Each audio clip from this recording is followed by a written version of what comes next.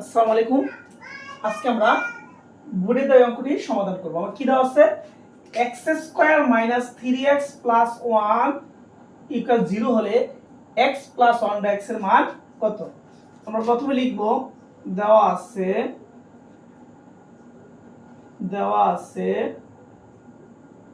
x² -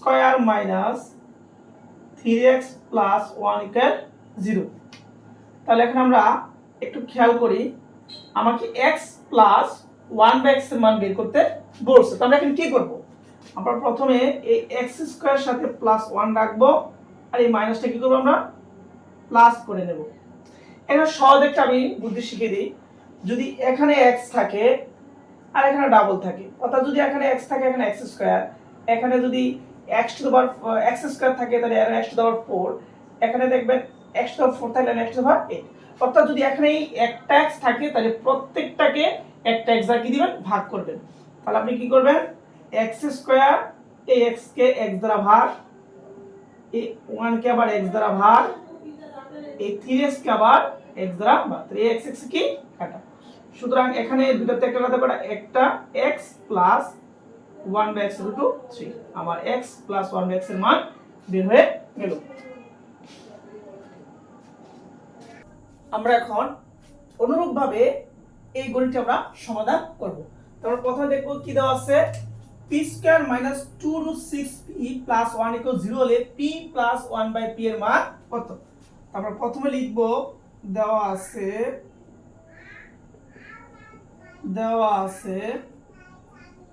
p² - 2√6p + 1 = 0। এখন আমরা প্রথম অঙ্কটা যদি করি তাহলে p² + 1 = এটা মাইনাস কি যাবে প্লাস 2√6p p। এখানে আমাকে একটা p দেওয়া আছে, তাহলে উভয় পক্ষকে আমরা p দ্বারা ভাগ করব। p²/p + 1/p 2√6/p/p কাটা থাকে কি, একটা p + 1/p = 2√6।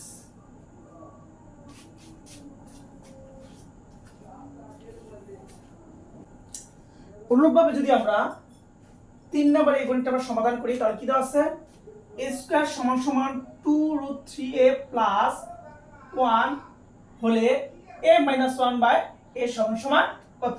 একটু ব্যতিক্রম। পূর্বে আমাদের সমান এদিকে সবগুলো ছিল, শেষে কি ছিল, 0 ছিল। এখন আমাদের a² পরে সমান দিকে আমাদের 2√3a + 1 দিয়েছে। তাই এখন আমরা কি করব, দেওয়া আছে